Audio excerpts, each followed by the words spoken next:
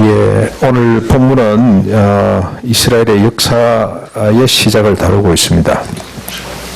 창세기 12장부터 50장까지는 아브라함, 이삭, 야곱, 그 다음에 야곱의 12아들, 그 중에서도 특별히 이제 요셉이 중심이 된 한 가족사라고 이렇게 하시면 되겠죠. 가족사를 다루고 있었고, 이제 400년, 430년, 뭐 학자들마다 좀 다릅니다만 400년 또는 430년 세월이 지나면서 이 가족이 한 민족이 됐습니다.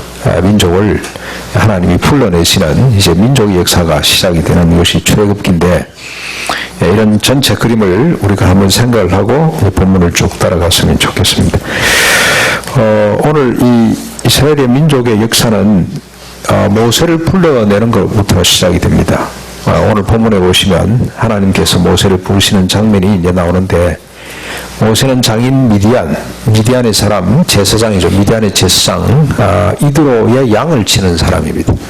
지금 개인적으로 보면은 세월이 벌써 이 미디안으로 도망갔다가 만난 사람들이 이 딸들이죠. 이 이드로의 딸들을 만나고, 그 중에 이제 아마 첫째가 아닌가 하는 생각이 드는데, 시프라라는 딸하고 결혼을 해서 사이가 됐습니다. 대릴 사이입니다. 이제 이 두부살이를 하고 있는 겁니다. 근데 40년의 세월이 지났습니다. 지금 모세 나이가 80인데 40년 동안에 자기 뭐 이래 양떼가 없었던가 봐요. 오늘 본문에 보면은 장인이 들어 양떼를 쳤더라. 재산이 없었던 모양입니다. 이게 뭐 이 모세의 삶이 별 볼일 없는 삶이었구나, 그런 생각을 해봅니다. 40년이 되도록 자기 뭐 재산 하나 제대로 간수를 못했구나, 그런 생각이 듭니다. 그렇죠? 그냥 근데 그 아들 이름이 게르솜이죠. 게르솜. 이 뜻이 뭡니까? 내가 타국에서 나그네가 됐다. 나그네처럼 그냥 삶의 의욕을 잃고 도망 나온 신세라. 그냥 그럭저럭 사는 것 같습니다. 이런 추측을 또 보장하는 것이, 보강해 주는 것이 있는데, 여러분, 모세는 히브리 민족인데, 이 하나님의 율법이, 아브라함 조상에게 주신 하나님의 법에 의하면, 율법이 나오기 전에 제일 먼저 주신 법에 의하면은, 자식이 낳으면 할례를 받아야 됩니다. 할례를 반드시 받는 것이, 이게 약속, 언약의 표징이고, 반드시 할례를 받아야 되는데, 그때까지 안 받았어요. 근데 하나님 부름을 받고 나서는데, 모세를 죽이려고 합니다. 하나님의 사자가 갑자기. 그랬더니 부인이 급하게 아들 양피를 벗겨내고 그거 피가 묻은 걸 남편 발 앞에 집어 던지면서, 에이 피남피나, 원망하는 장면이 나옵니다. 아마 부인이 동의를 안 해서 못했던 것 같아요. 그러니까 이 모세는 힘도 없는 사람이에요. 힘이 없어가지고 부인 하나 어떻게 설득을 못해서 이 히브리 민족의 전통인 아주 중요한 이런 의식을 치르지를 못하고 40년을 그냥 속절없이 세월을 보냈구나, 그렇게 보시는 것이 맞겠습니다. 이런 모세에게 하나님이 나타나신 겁니다. 1절에 보시면 하루는 이 양떼를 몰고, 장인의 양떼입니다. 하나님의 산이라 불려지는 호렙에 이르렀더라. 호렙산, 뭐 또 신의 산 그러기도 하고, 여러분 이 산까지 갔습니다. 이 목동들은 양떼를 몰고 가는 거죠. 초지를 쫓아 이렇게 가다가 하나님의 산이라 불려지는 호렙에까지 이르게 됩니다. 그런데 그때입니다. 2절에 여호와의 사자가 사라지지 않는 떨기나무 불꽃 가운데서 모세에게 나타나셨습니다. 이에 모세가 내가 돌이켜가서 이 큰 광경을 보리라. 떨기나무가 어찌하여 타지 아니하는가? 분명히 불이 붙었는데 타질 않는다. 그래서 뭔 일인가 하고 이제 보려고 다가가는데, 그때 주님께서 부르십니다. 3절, 4절, 3절까지 모세야 모세야 부르시는지라, 모세가 내가 여기 있나이다 라고 응답을 하게 됩니다. 여러분, 그냥 넘어갈 수 있는 장면입니다만 이게 아주 중요한 부분입니다. 하나님이 모세에게 찾아오셨습니다. 모세에게 나타나셨습니다. 이 모세 개인에게 온 것이 아니고, 어떻게 보면은 이스라엘 민족, 언약의 백성인 하나님의 백성인 이스라엘 민족 가운데 하나님이 때가 되어 찾아오셨습니다. 모세가 찾아온 것이 아니고, 모세가 내가 하나님이라 만나야 되겠다, 그래서 찾아온 것이 아니라 하나님이 다가오셔서, 하나님이 찾아오셔서 모세를 만나줍니다. 인격적으로 오셨습니다. 모세야 모세야 불러주시는. 그리고 뒤에 이제 소통하십니다. 여러분 아주 중요한 부분인데 이 사실 하나님은 이 직접 하나님이 우리가 먼저 하나님을 만난 사람이 여기 아무도 없습니다. 내가 하나님을 만나봐야 되겠다 결단을 하고 내가 하나님을 좀 찾아봐야지 그래서 교회 나온 사람이 아무도 없습니다. 하나님이 먼저 우리를 부르시고 먼저 우리에게 다가오십니다. 어느 개인이나 어느 역사를 보나 하나님이 먼저 오시는 분입니다. 아브라함에게도 하나님이 먼저 오셨습니다. 이 야곱 같은 경우는 자기 마음대로 상상하려고 자기 마음대로 자기 꿈을 자기 욕망을 쫓아가는데 하나님이 먼저 베델에서 먼저 찾아오셔가지고 만나주십니다. 그래서 야곱이 깜짝 놀라면서 뭐라 그럽니까? 아, 여기가 하나님의 집이네. 여기도 하나님이 계시네. 하나님이 다가오시는 분. 오늘도 하나님은 우리에게 다가오십니다. 다가오시는데 저는 한 번도 하나님이 저를 이렇게 세태가 오목사 이렇게 불러주는 적이 없습니다. 저는 이런 걸 볼 때마다 늘 좀 마음이 섭섭했어요. 모세는 이렇게 점잖게 하나님이 거룩하게 모세야 두 분이라 아브라함아 사무엘아 그렇게 불러주시는데 저는 한 번도 그렇게 부르시를 않으시고 한 번씩은 작은 하나님이 저를 이렇게 막 부르실 때 늘 어떻게 부르시냐면 이놈아 정신 차리라. 잠이 오냐 지금 이놈아 하고 그래서 늘 섭섭하게 생각했는데 제가 가만히 보니까 저는 모세하고 비교할 수 없는 소통이 이미 저 속에 있어요. 한번 보십시오. 하나님이 여기다가 당신의 뜻을 전부 다 기록을 해서 저 손에 딱 들려주셨어요. 제가 언제든지 펼쳐볼 수 있도록 하나님을 만날 수 있도록 모세는 지금 80년 만에 처음으로 하나님이 나타나셔가지고 그전에도 간섭을 하셨습니다. 뭐 건져내시기도 하고 다 하셨습니다만 80년 만에 인격적으로 다가오셨는데 저는 날마다 순간마다 숫제 하나님이 저 안에 계시고 내가 하나님 안에 있는 이런 신비스러운 연합과 일치 이런 소통이 이루어졌으니 얼마나 복받은 그때도 못 알아듣고 깨닫지 못하니까 이놈아 하고 다가오실 수밖에 없겠다는 생각이 들어요. 하나님은 이렇게 다가오시는 분입니다. 5절 말씀에 보면 이렇게 먼저 모세에게 다가오셔서 주님이 부르시고 그에게 응답하시는 모세에게 하나님이 말씀을 합니다. 뭐라고 말씀합니까? 5절에 이리로 가까이 오지 말라. 내가 선 곳은 거룩한 땅이니 내 발에서 신을 벗으라. 하나님이 인격적으로 모세에게 먼저 다가오시기는 했지만 그래서 그와 소통하기를 원하셨지만 부분적입니다. 한계가 있습니다. 왜냐하면 하나님은 거룩하신 분이고 모세는 죄에 빠져 있는 부유한 사람이기 때문에 하나님이 아무리 가까이 다가오고 싶어도 갈 수가 없고 모세가 아무리 또 가까이 오도록 하고 싶어도 할 수가 없는 그런 단절 그런 이 간극이 있습니다. 가면 안 됩니다. 가면 어떻게 됩니까? 모세가 살 수가 없습니다. 제한된 소통, 제한된 만남일 수밖에 없습니다. 자, 그렇다면 여러분 오늘 우리가 하나님이 내 안에 내가 하나님 안에 거하다는 이 말은 영광스럽기 짝이 없는 말입니다. 신비스러운 이야기입니다. 예, 십자가 부활로 말미암아 우리가 하나님과 인격적 하나가 됐다. 우리가 근본 서로 한 몸 한 지체가 됐다. 그 다음에 여러분 교회는 어떻습니까? 머리가 그리스도고 우리는 각각 살아있는 지체들이 돼서 머리를 중심으로 한 몸을 이룬다는 것. 이게 신비스러운 이야기입니다. 모세는 꿈도 못 꾸던 이야기입니다. 이스라엘 백성들은 그렇게 영광스러워 보이고 뭐 부름기둥 굴기둥으로 인도하시고 하지만 오늘 시약의 성도들과 생각해 보면 이거는 비교가 안 됩니다. 6절 상반절에 하나님은 불완전한 만남과 소통이지만 그래도 모세에게 말씀을 하십니다. 뭐라고 말씀하시냐? 나는 내 조상의 하나님이요 하나님이니 아브라함의 하나님, 이삭의 하나님, 야곱의 하나님이니라. 하나님이 먼저 자기를 소개합니다. 나는 네 조상의 하나님이다. 조상이 누굽니까? 아브라함과 이삭과 야곱의 하나님이다. 하나님은 이 외에도 계속해서 하나님 당신을 드러내고 소개할 때 늘 보면은 아브라함의 하나님, 이삭의 하나님, 야곱의 하나님 이렇게 늘 자기를 드러내시고 소개를 합니다. 이게 무슨 뜻입니까 이게? 그 사람들을 특별히 사랑했다는 뜻입니까? 너의 만남이 이 사람들이 근거가 돼서 만난다 그런 뜻이겠습니까? 그게 아니고 여러분 하나님께서 지금 당신을 아브라함, 이삭, 야곱의 하나님이라고 이렇게 소개하는 데는 이유가 있습니다. 아브라함과 이삭과 야곱에게 하나님이 늘 동일하게 하신 말씀이 있어요. 나타나실 때마다 하신 말씀이 있습니다. 언약이라 그러죠. 약속이죠. 무슨 말씀을 했습니까? 세 가지 말씀을 아시죠? 첫째는 네 후손이 모리알처럼 별처럼 많을 것이다. 큰 민족을 이룰 것이다. 둘째는 뭡니까? 그 후손들에게 가나안 땅을 내가 기업으로 주겠다. 이 가나안 땅, 열국의 중심 지역이라고 할 수 있는 이 땅을 내가 기업으로 준다. 그 다음에 또 세 번째가 뭐든가요? 이 세 번째는 우리가 잘 잊어버리는데 제일 중요한 이야기인데, 내가 큰 민족을 이루고 땅을 주고 오래서 잘 먹고 잘 살게 한다. 그런 하나님 아닙니다.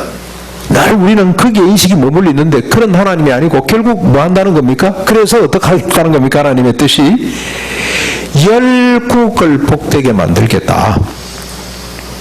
열국이 이 땅과 네 후손들로 말미암아, 그러니까 이스라엘 민족으로 말미암아 복을 받게 될 것이다.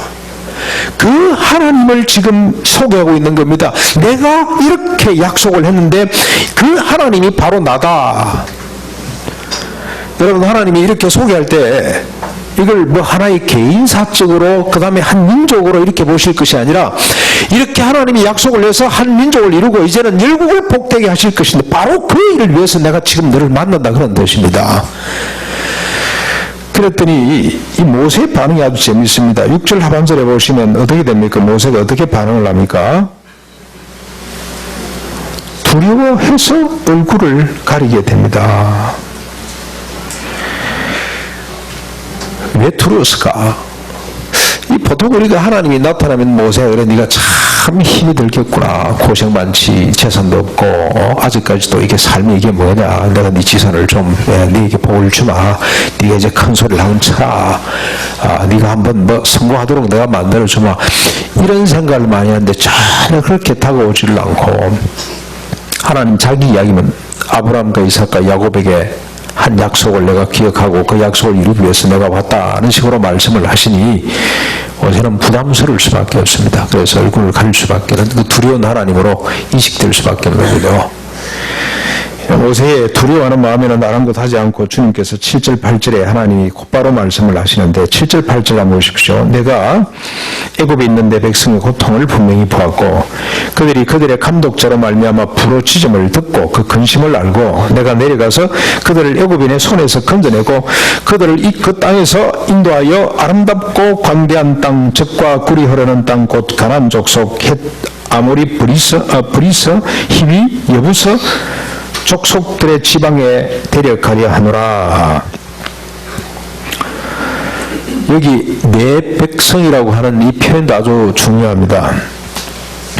하나님이 먹이시고 입히신다, 그런 뜻이 있죠. 내가 책임진다, 그런 뜻도 있습니다. 내 백성이다, 내 거다, 자기 소유다, 그런 뜻도 있습니다만, 그러나 하나님의 원래 뜻은 먹이고 입히고 책임진다는 뜻 그 이전에 자기 목적, 하나님의 뜻하신 바를 이루기 위해서 하나님이 선택해 놓으신 하나님께서, 그래서 이걸 우리가 뭐 도구적인 인간이냐 그러면 그렇게 생각할 수도 있습니다만, 여러분 조금은 더 크게 한번 생각해 보십시오. 하나님께서 이스라엘 아브라함을 불러내신 목적이 뭐든가요? 이유가 뭡니까? 이유가 창세기 6장에 보면 하나님께서 한탄하신 바를 잊어버리면 안 돼요. 하나님이 인간에 대한 한탄, 왜 한탄합니까? 모든 생각하는 바가 항상 악할 뿐임을 보시고 하나님이 한탄을 하셨고, 그래서 홍수로 진멸도 하고 언어를 혼잡게 해서 흩어버리기도 했습니다만 도무지 개선되지 않는 그 인간을 향한 하나님의 뜻을 펼치기 위해서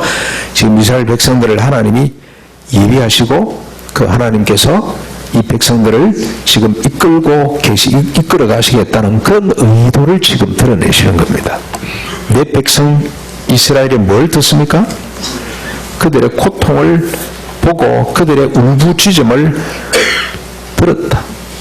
내가 이들을 빼서 약속한 땅, 젖과 꿀이 흐르는 광대한 땅, 아름다운 땅으로 데리고 갈 것이다. 데리고 가서 내 뜻을 펼칠 것이다는 하나님의 의지를 떨고 있는 모세에게 드러내셨습니다.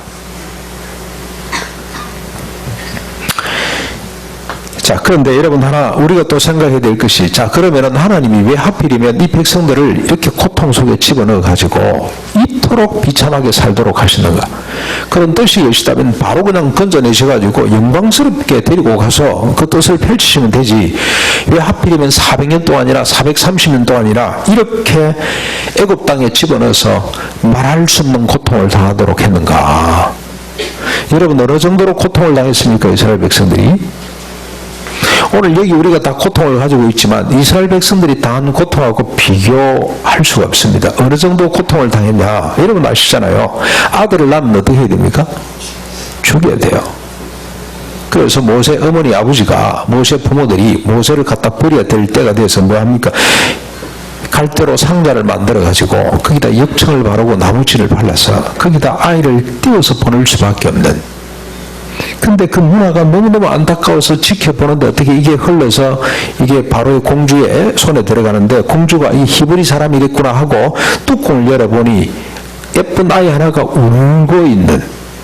여러분 그 한번 상상을 해보십시오. 인간으로서 이게 가능한 일입니까? 그토록 고통을 당하도록 만드신 이유가 뭐냐? 왜 이토록 고통을 당하게 만드시냐? 430년 동안이나 이런 고통을 당하게 하신 이유가 뭐냐? 하나님이 능력이 없어서, 지혜가 없어서 그랬습니까? 아닙니다. 이게 바로 하나님의 지혜고 하나님의 능력입니다. 딱 한 가지 이유 때문입니다. 인간을 알라고, 인간의 고통을 경험하도록. 여기 한번 생각을 해보십시오. 이 바로라는 인간을 한번 보시겠습니까? 바로? 근데 이 세상 모든 사람들은 바로가 되기를 지향합니다. 잠재적 바로입니다. 바로. 파라오. 모든 권력을 한 손에 쥐고 자기 죽음을 위해서 평생토록 피라미를 쌓도록 만드는 절대 권력을 가진 절대 강자가 되고 싶은, 그래서 나일강을 독점해서 자기 욕망을 펼치고 싶은 이 인간의 가장 정점에 서 있는 바로를 보십시오. 자기 욕심을 위해서, 자기 욕망을 위해서 어떻게 합니까? 타자를 죽음으로 내모는 인간. 근데 이 세상 어느 누구 하나도 바로가 되고 싶지 않은 사람이 없어요. 지금도 사람들은 파라오의 그 무덤을 좋아서 찾아가고 그놈을 이제 박물관에 만들어 놓고 그냥 들여다보고, 이야 대단하다 대단하다, 이들의 영광이, 이들의 권위가, 이들의 문화가 대단하다고 지금도 칭찬을 하고 있지 않습니까? 흠모하고 있잖아요. 그 인간이 자기의 영광, 자기의 욕망을 위해서 힘없는 타자를 종으로 삼고 그들을 남자가 나면은 전부 다 죽인, 여자는 다 살려놓고, 여자는 이용 가치가 있으니까 자기에게 도전하지 못할 거니까. 이게 인간이라. 인간을 보라고. 인간이 얼마나 부패하고 타락했고 인간의 욕망이 얼마나 서로에게 고통을 주고 고통을 받는 존재인지를 절절히 보라고. 그래서 이게 학습될 때까지 주님께서 이들을 400년 동안 430년 동안 종살이를 시키고 있는 겁니다. 지금 울부짖게 만들고 있는 겁니다. 언제까지냐? 그걸 깨달을 때까지입니다. 깨달을 때까지. 그래서 이걸 깨닫고 난 뒤에 하나님께서 율법을 딱 들려주셨을 때, 아하, 이거야말로 진리다.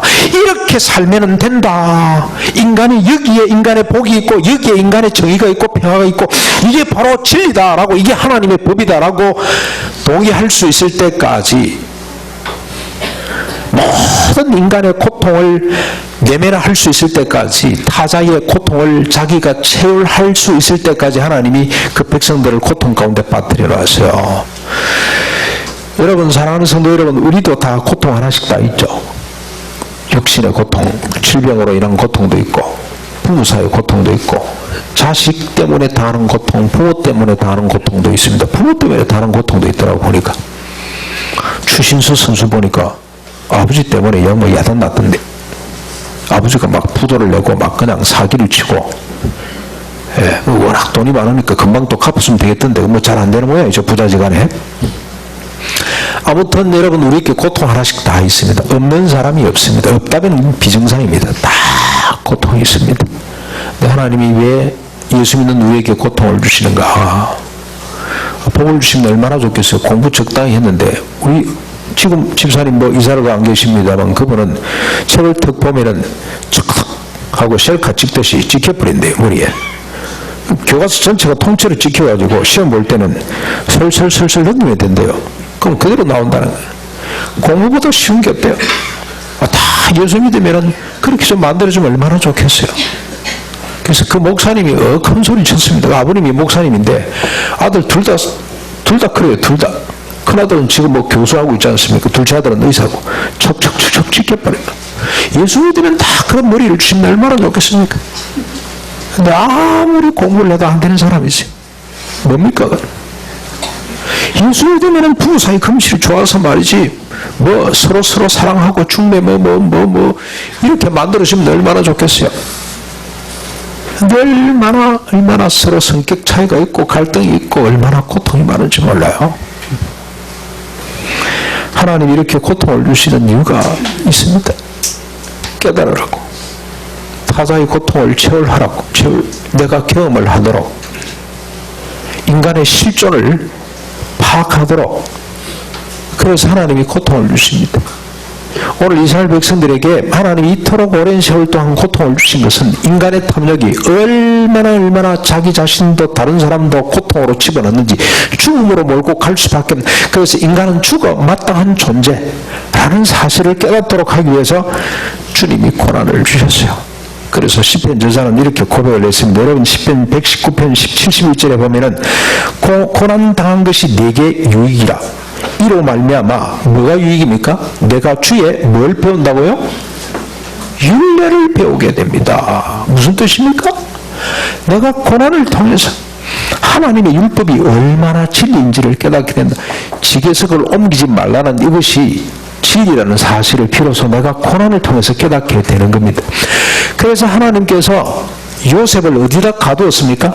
감옥에다 넣고 창고에다 채워놨어요. 몇 년 동안 3년, 짧게는 3년, 길게는 13년 동안 주님이 요셉을 창고에다 채워놓은 이유가 있습니다. 그 고난을 통해 뭘 보도록 했습니까? 인간의 실상을 보도록 만들었어요. 그러면서 그는 땅이 없으면 안 된다. 인간이 살아가기 위해서 인간의 생계에 필요한 땅이 반드시 있어야 된다는 사실을 그가 발견하도록 만들었어요. 그래서 그가 토지 제도를 정비하게 됩니다. 권력의 자리에 나갔을 때 토지를 정비해서 모든 인간의 배를 채우는 역사를 요셉이 감당해냅니다. 그런데 그런 고난이 없었다면 요셉이 그걸 몰랐을 겁니다. 고난을 통해서 자기 자신뿐만이 아니고 감옥에 들어온 사람들, 고난받는 사람들을 전부 다 보면서 그들의 얼굴을 살피면서 하나님의 법을 발견하게 되는, 인간의 참된 행복이 무엇인지를 발견하게 만들어주기 위해서 그를 감옥에다 가둬놨습니다. 오늘 우리도 이런 관점으로 우리가 지금 당하고 있는 고난을 볼 수 있기를 바랍니다. 자, 이렇게 주님께서, 하나님께서 이 고난을 당하게 해놓고 하나님이 불러내시는데, 지금 불러내시는 겁니다. 그 고난받는 사람을 불러내고 계시는 거예요. 고난을 경험해 봤기 때문에, 주변부로 밀려나서 40년 동안 속절없이 살아봤기 때문에 하나님이 쓰시기에 합당한 사람이 된 겁니다. 출애굽기 22장 21절, 신명기 10장 19절에 보면 이런 말씀이 있습니다. 너는 이방 나그네를 압제하지 말며 그들을 학대하지 말라. 너희는 나그네를 사랑하라. 왜냐? 너희들도 애굽 땅에서 나그네였습니다.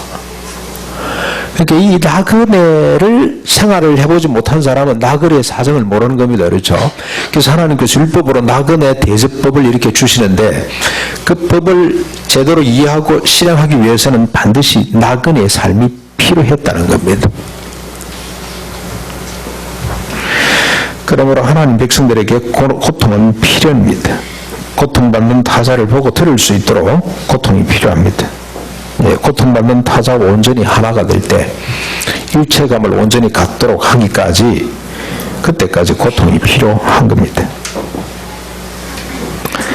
자, 이렇게 주님께서 해놓고 주님이 이 문제를 어떻게 푸시는가를 한번 보십시오. 어떻게 푸냐? 다음 단계로 사람을 보냅니다. 하나님이 직접 하시지 않고 사람을 보내는데, 하나님께서 모세에게 명령하시는 것이 9절 10절입니다. 이제 가라. 이스라엘 자손의 부르짖음이 내게 달했고 애굽 사람이 그들을 괴롭히는 확대도 내가 보았으니 이제 내가 너를 바로의 길에 보내어 너에게 내 백성 이스라엘 자손을 애굽에서 인도하여 내게 하리라. 하나님이 일하시는 방법은 사람을 보내는 거죠. 그냥 사람이 아니고 고통받는 사람을 보내는 겁니다.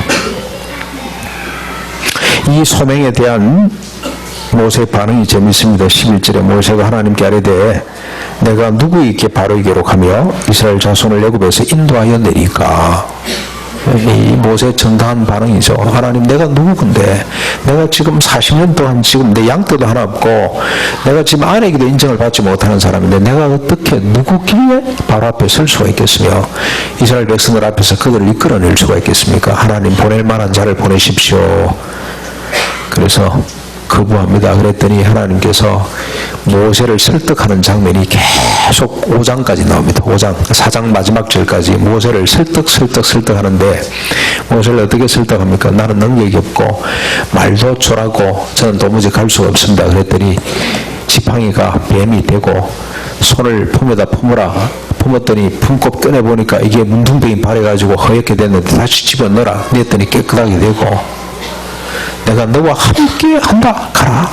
그래도 말을 안 듣고 하나님, 나는 말을 못합니다. 그랬더니 뭐까지 말씀하십니까? 누가 입을 만들었냐? 말을 잘하게 하는 것 누가 했으며 말 못하게 하는 것도 누가 했냐? 누가 보게 하고 누가 눈을 멀게도 했냐? 내가 아니냐? 인간적인 조건 그건 아무 필요가 없다. 내가 가라고 하는데, 내가 너와 함께 한다는데, 내가 너의 입과 함께 한다는데 그래도 못 간다고 핑계리니까 그 다음에 뭐합니까? 주님께서 말 잘하는 네 형 아론이 있지 않냐? 그래서 아론을 만나기 전에, 모세가 아론을 만나기 전에 하나님이 먼저 아론에게 나타나셔가지고 네 동생이 온다. 네가 영접해라. 네가 그의 말을 대신해 줘라. 그래서 붙여 주시면서까지 설득을 하셔서 이 하나님의 뜻, 하나님의 소명에 나설 수 있도록 하나님께서 만들어 가시는 거예요. 하나님께서. 여러분, 오늘 우리가 이런 표를 붙였습니다. 그렇죠? 그리스도의 장산 분량까지 이르게 하자. 이러자. 이건 하나님의 소원이라고 그랬죠. 내가 누구간데 이런 그리스도의 장산 분량까지 서자. 우리는 잘 믿을 수가 없습니다. 내 자신에 대한 신뢰가 없습니다. 그러나 하나님께서 하실 겁니다. 하나님이 함께 하셔서 하나님의 소원을 이루신다. 이제 12절에 주님께서 하나님이 이르시되 내가 반드시 너와 함께 있으리라. 내가 그 백성을 애굽에서 인도하여 낸 후에 너희가 이 산에서 하나님을 섬길 것이니 이것이 내가 너를 보낸 증거니라. 여러분, 하나님의 증거는, 하나님께서 함께 하신다는 증거는 미리 주시고 가도록 하는 것이 아니고 하나님께서 가라고 하실 때 하나님의 말씀을 따라 순종할 때 그때 뒤에 나타나는 것이 하나님의 증거입니다.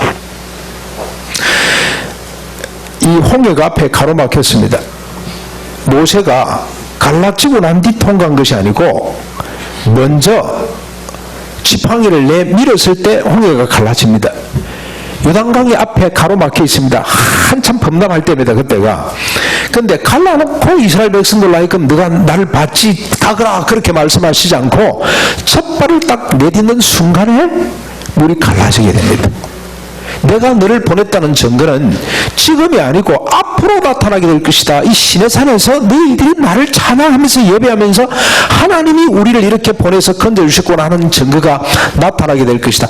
그래서 여러분, 미리 보고, 지금 사람들은 전부 다 실정주의죠. 미리 다 검증을 해서 다 실험을 끝내가지고 확정을, 통계를 가지고 자료를 가지고 믿고 나아가고 하려고 그러는데 믿음의 사람들은 그렇게 가면 안 됩니다.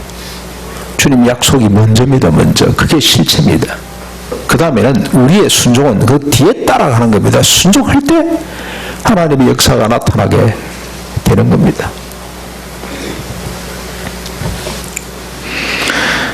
사랑하는 성도 여러분, 이제 우리가 말씀을 한번 정리를 해보겠습니다. 이 역사를 통해서 우리가 뭘 배워야 되냐? 시오노 나람이라는 사람 아시죠? 그 사람이 로마인의 이야기를 썼지 않습니까? 그게 뭐 베스트셀러가 되고 지금도 서점에 가면 그게 책이 팔리고 있는데요. 근데 이분은 역사를 어떻게 이해를 했냐면, 로마가 어떻게 이렇게 강한 제국이 됐냐? 이유가 있습니다. 이유. 여러 가지 이유가 있습니다. 뭐 지형적인 이유도 있고, 그 다음에 그들이 합리적인 사고를 갖고 그들의 국가 시스템과 사회 시스템을 만들어냈고, 거기다 용기까지, 용기, 죽음을 불사하는 전쟁의 용기, 민족을 위한, 뭐 조국을 위한 어떤 이 전체주의죠. 전체주의 어떤 이 제국주의, 패권주의 그런 역사를 가진 사람인데, 이런 것들이 전부 다 이게 종합이 되어서 그런 거대한 제국을 형성을 했다라고 봅니다.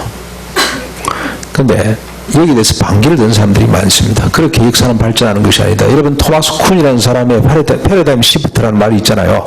역사는 어떤 축적된 어떤 선이 쌓여가지고 그게 그 큰 문화로, 큰 역사로, 제국으로 발전하는 것이 아니다. 어느 날 갑자기 그냥 뒤집어지기도 하고 새로운 것이 나오면서 역사가 발전해 왔다라고 그렇게 보는 입장도 있습니다.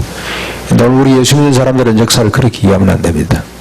오늘 우리가 이 이스라엘 역사를 통해서 역사는 그렇게 흘러가는 것이 아니라, 우리가 역사관을 바로 갖지 못하면, 역사에 대한 이해를 바로 갖지 못하면 자꾸 그런 역사관에 휘말려가지고 우리가 혼돈 속에 빠지게 되면 세상은 더 어지럽게 됩니다.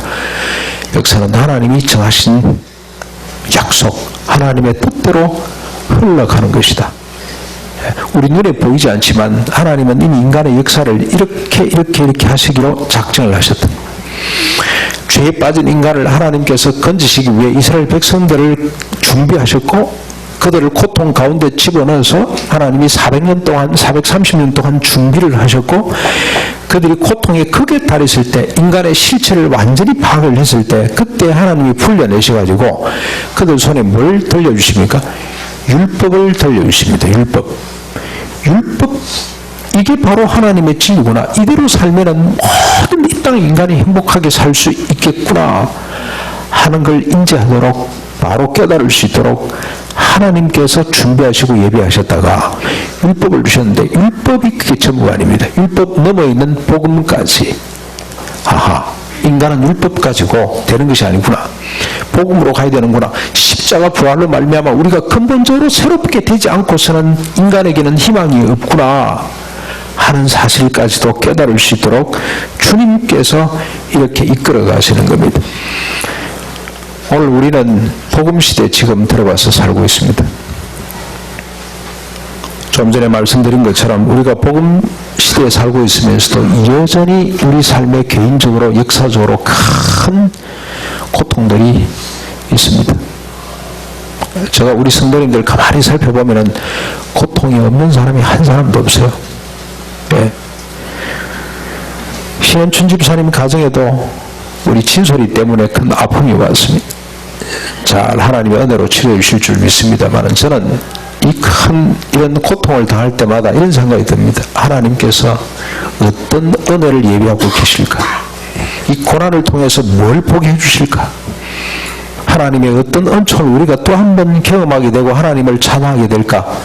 그런 생각을 하면은 오히려 소망이 넘칩니다. 오늘 우리가 당하고 있는 이 고난들을 고난만으로 보시지 말고 하나님이 주신 기회로 그렇게 이해를 하십시오. 이 고난을 통해 내가 하나님의 법을 보게 될 것이다. 율법을 넘어 하나님의 구원이 뭔지, 복음이 뭔지를 내가 보도록 해주실 것이다. 그렇게 생각하면 됩니다. 얼마 전에 여러분, 우리 김태현 집사님이 지금 강한농원학교 근무를 하기 때문에 주일마다 올라올 수가 없습니다. 일주일에 한 달에 한 번, 두 달에 한 번 정도 같이 와서 예배를 드릴 수밖에 없습니다. 빨리 교회를 옮기라 그래도 옮겨가지를 못합니다. 강원도에서 그 가나안교회 등록을 하고 그 교회를 봉사를 하라 그래도 투에게 미련이 있어서 잘 못 옮겨갑니다. 근데 이번에 얼마 전에, 며칠 전에 전화가 왔어요. 이 보직이 바뀌었어요. 원래 교무부에 있다가 지금은 기획실로 옮겼습니다. 기획부장, 실장적 부장인데, 이제 학교로부터 큰 숙제가 주어졌습니다. 장기 발전 계획을 세워라. 농원학교도 지금 그렇게 옛날처럼 그렇게 사람들이 많이 오고 그러질 않습니다. 운영도 힘듭니다. 장기 발전 계획을 세워보라. 그런 숙제를 주었다 그래서 고민이라고, 목사님 어떻게 하면 좋을지 잘 모르겠다고, 자기는 교부에서 열심히 가르치는 것만 하다가 기획적으로 하려고 그러니까 힘든다 그래서 제가 좀 꾸짖었습니다. 장기 발전 계획이 뭐냐? 김용기 장로가 계셨으면 그렇게 숙제를 주지 않았을 거다. 장기 발전 계획을 세우지 말고 이 시대에 고난이 뭔지를 좀 들여다봐라. 이 시대의 고통이 뭔지를 봐라. 내 학교 하나 살아남을 거라고 장기 발전 계획을 세우고 그런 식으로 접근하지 말고 이 시대 젊은이들이 다 하고 있는 고난, 이 시대 우리 민족이 다 하고 있는 아픔이 뭔지를 한번 들여다봐라. 그리고 그 아픔을 하나님이 보신다는 걸 좀 알아라. 하나님이 이 땅의 백성들의, 이 땅의 사람들의 고통을 외면하시지 않고 그 고통을 들으시는 분인데 그 고통을 들으시는 하나님 앞에 아뢰라. 하나님, 이 시대의 아픔에 이런 것이 있습니다. 오늘 우리 청년들이 직장을 못 찾는답니다. 하나님 이 아픔을 해결해 주십시오. 우리만 그런 줄 알았더니 서구도 마찬가지라. 서구도요, 갑자기 직장이 없어지면은 이 사람들은 감당을 못해요. 감당. 그래서 계속 우울증이 오고 딱 빠듯이 봉급 받아봐야 남편 아래 두 사람이 같이 일을 해야 안 됩니까? 그래서 장기 대책을 위한 적금도 그것도 들어가고 보험도 넣고 모든 게 딱딱딱 짜여져 있는데 조그만 차질이 생겨도 그냥 와라를 무너지는 겁니다. 한국만 그런 것이 아니고 오늘 시대가 당하고 있는 큰 아픔.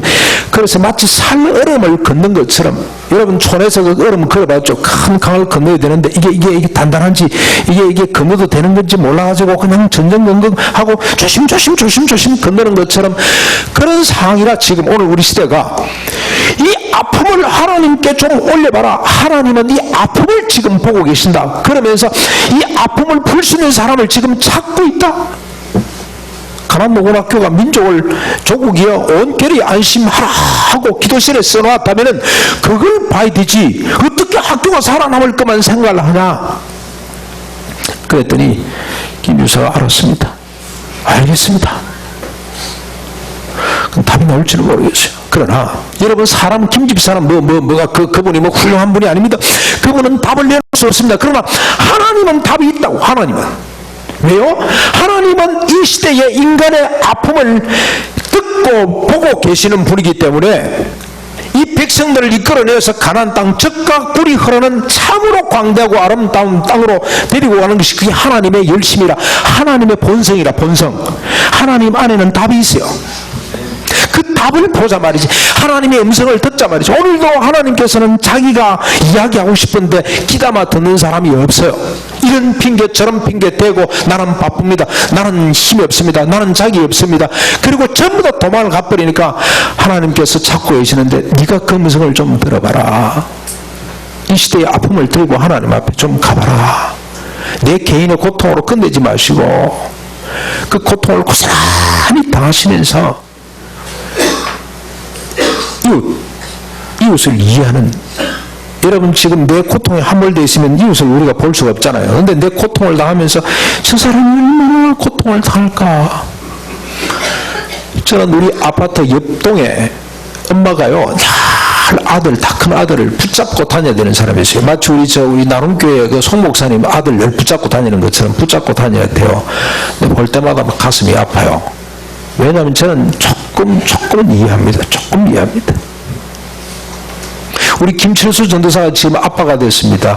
아이를 안고 왔습니다. 그런데 이제는 아마 이분이 다른 사람의 아이가 병들어서 지금 크게 고통을 당한다면 아마 눈물을 흘리면서 기도할 줄. 왜냐하면 자기가 아이를 받아봤기 때문에. 예. 자기 아이를 가져봤기 때문에. 이영수 목사님이라고 있죠. 그분이 학교 다니면서 우리에게 너희들은 내 고통을 모를 것이다. 근데 이분이 한번 킬링필드 영화를 보고 나오더니 대성통곡을 하고 이건 아니야. 인간은 이럴 수가 없어.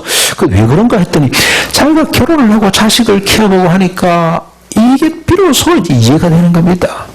그러니까 여러분 오늘 우리에게 개인적으로 주신 이 고난을 크게 감사하십시오. 하나님 이 고난을 통해서 터전을 보게 주시니 감사합니다.